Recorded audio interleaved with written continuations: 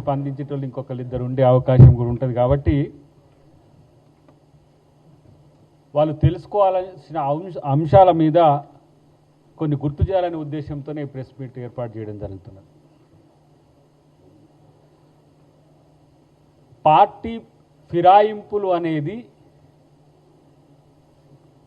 తెలంగాణలో మొట్టమొదట మొదలుపెట్టింది కేసీఆర్.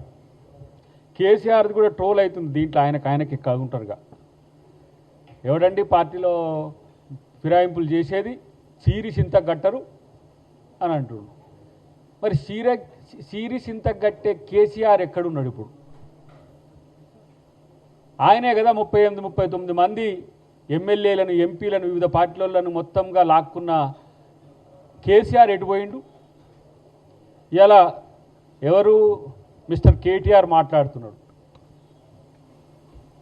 కేటీఆర్ ఆయన సరే ఒక పార్టీ వర్కింగ్ ప్రెసిడెంట్ కావచ్చు, కానీ నీ స్థాయి ఏందో తెలియకుండా ఈరోజు రాహుల్ గాంధీ గారు ముచ్చట తెస్తున్నావు.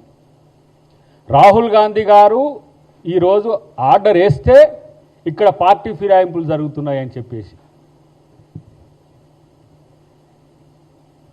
అసలు రాహుల్ గాంధీ గారిని తెర మీదకి తేవడానికి ఇంగ్లీష్ మీడియానో హిందీ మీడియానో దేశవ్యాప్తంగా నువ్వు అట్రాక్ట్ చేసుకోవడానికి తప్పితే ఇంకొకటి ఏమున్నది?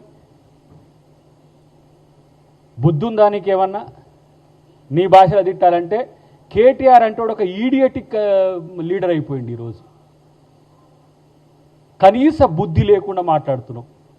నీ మీడియా లేకపోతే నీ యొక్క ఏంది నీ ఎక్స్పాండెడ్ మోడ్గా నీకు దేశం మొత్తానికి కవరేజ్ కావాలనే ఒక పనికిరాని ఆలోచనతో ఈరోజు రాహుల్ గాంధీని మాట్లాడుతున్న పరిస్థితి.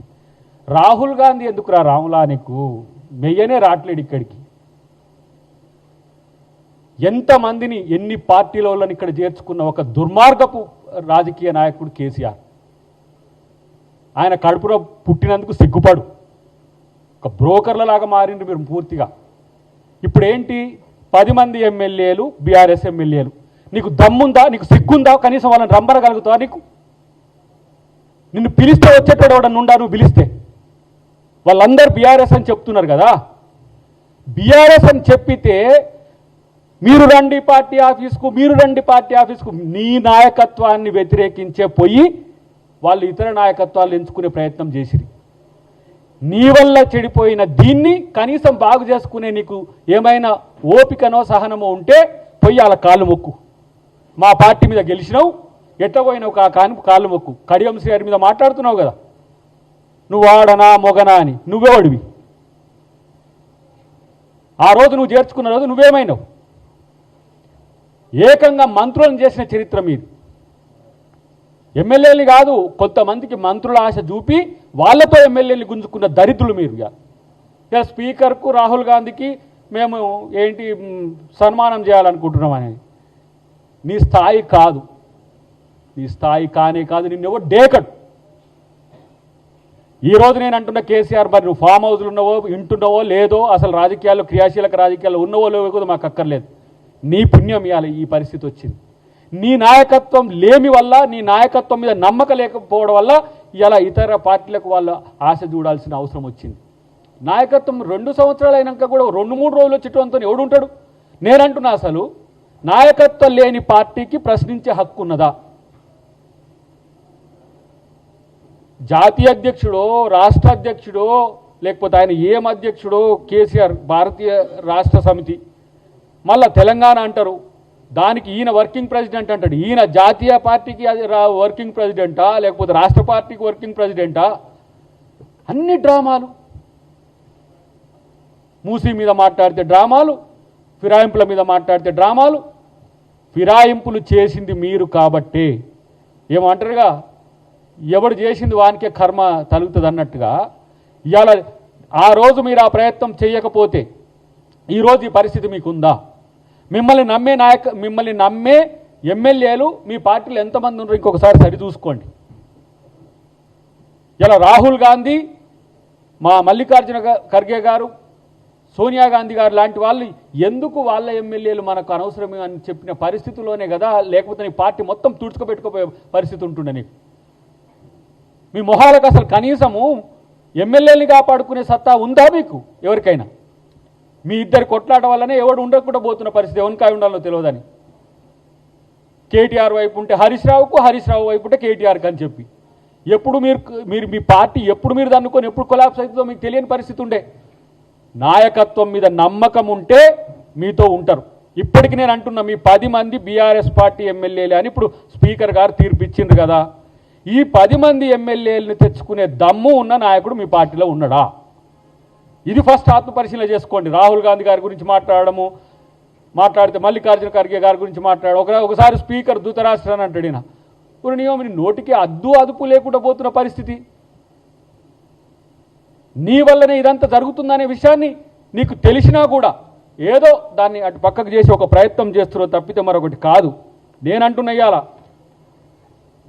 10 మంది ఎమ్మెల్యేలకు సంబంధించిన అంశంలో తనకున్న పరిధి మేరకు, తనకున్న సమాచారం మేరకు వాళ్ళను బీఆర్ఎస్ ఎమ్మెల్యేలుగానే ఈరోజు స్పీకర్ శాసనసభ చూస్తున్నది. దీని మీద ఇంకా ఎక్కువ రాద్ధాంతం చేసే పరిస్థితి ఉంటే మీరు చేతగాందద్దమ్మ. మీ పార్టీ గుర్తుతో గెలిచిన మీ ఎమ్మెల్యేలను తీసుకోలేనోడు అసమర్థుడు. కనీసం మీ మాట ఇంట్లేరంటే మీ నాయకత్వం మీద నమ్మకం లేనట్టు కదా. ఈ కోణాన్ని మరిచి కాంగ్రెస్ పార్టీ గుంజుకున్నది కాంగ్రెస్. అరే రేవంత్ రెడ్డి గారు అంటే ఇలా అన్ని పార్టీల వాళ్ళు కూడా ఇష్టపడుతున్నారా బాబు? రేవంత్ రెడ్డి గారు అయితే ఇప్పుడు మొన్న కుకట్పల్లిలో మీ ఎమ్మెల్యేనే వచ్చిండు, మీతోనే ఉన్నాడు. మాధవరం కృష్ణారావు గారు నల్ల చెరువుకు దగ్గర. మీరు ఆదిలాబాద్ పోతే బీజేపీ మిత్రుడు పాయల్ శంకర్ ప్రేమతో ఉన్నారు. పార్టీలకు అతీతంగా ఈరోజు రేవంత్ రెడ్డి గారిని అభిమానించే పరిస్థితి ఉన్నది. నిజంగా ఒకవేళ మీ పార్టీనే మొత్తం కొలాప్స్ చేయాలంటే అది ఒక పెద్ద సమస్య కూడా కాదు. ఎందుకంటే చచ్చిన పామును చంపేది ఎందుకు అన్నట్టుగా మా ముఖ్యమంత్రి గారు చెబుతుంటే మీకు మీరేదో పెద్ద పొడింగులు మీ యొక్క మీ సాహసాలను మీ యొక్క రాజనీతిని మొత్తం తట్టుకోలేక ఏదో రేవంత్ రెడ్డి గారికి చిత్తడి అయిపోతున్నట్టుగా ఒక ప్రచారం చేసుకుంటున్నారు. ఈరోజు స్పీకర్ గారి మీద మాట్లాడినా, రాహుల్ గాంధీ గారి మీద మాట్లాడినా ఒక అహంభావ పూరిత.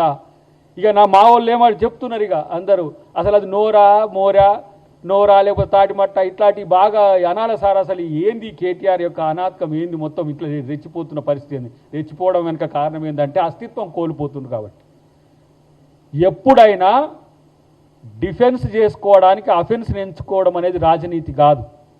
నీ పార్టీ నాయకులను కాపాడుకునే పరిస్థితి చేయి. పక్కన ఇంకా కేసీఆర్ కామెంట్స్ వస్తున్నాయి.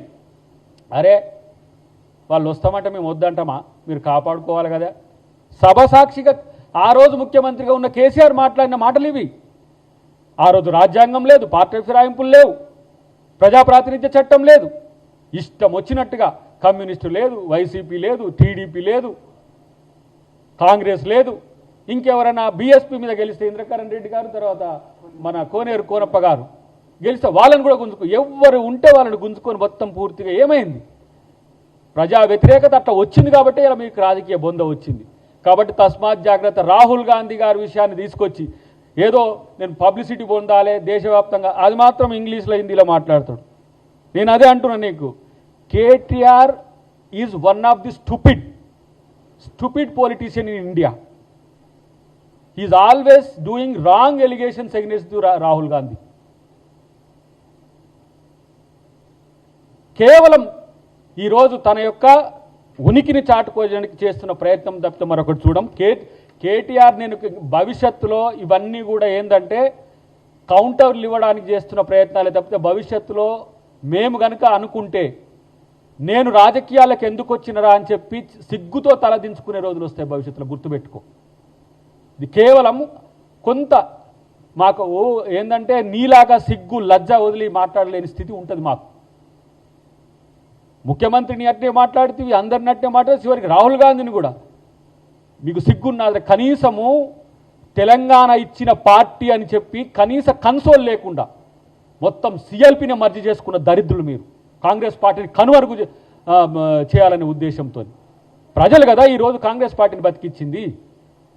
ఏ ముఖం పెట్టుకొని మాట్లాడుతున్నావు కేటీఆర్? నువ్వు ఆ రోజు ఎడిగిపోయినావు. నీ అయ్య చేసిన నీ అయ్య ఏడ ఉన్నాడు ఇప్పుడు? మీరు పార్టీ ఫిరాయింపుల గురించి మాట్లాడతారు. ఎవరు ఇప్పుడు వచ్చిన దానం నాగేందర్ గారు ఎవరు? మా కాంగ్రెస్ పార్టీ నుంచి ఉన్న ఆయన కాదా? ఎవరు ఇప్పుడు మళ్ళీ ఆయన వేసిన ఆయన ఎవరు? ఆయన అయితే ఒక చూడసక్కర ఆయన ఎవరు? వివేకానంద. ఆయన టీడీపీ నుంచి పోయిన ఆయనే. ఇంకొకరు ఎవరు? ఆయన పాడి కౌశిక్ రెడ్డి. ఆయనకెళ్ళి పోయిండు, కాంగ్రెస్ నుంచి పోయిన ఆయనే. మీకు ఏదన్నా సక్కంగా మీరు మాట్లాడేదానికి ఏదన్నా ఒక పోటీ చేసే టైంలో మళ్ళీ పోటీ చేసి కూడా ఇట్లాంటి పరిస్థితుల్లో కేటీఆర్ మాట్లాడుతున్న మాటలకు వాళ్ళ అయ్యనే సమాధానం చెప్తున్నాడు సోషల్ మీడియాలో. తెలుసుకుంటే మంచిదని చెప్పి నేను తెలియజేస్తున్నా.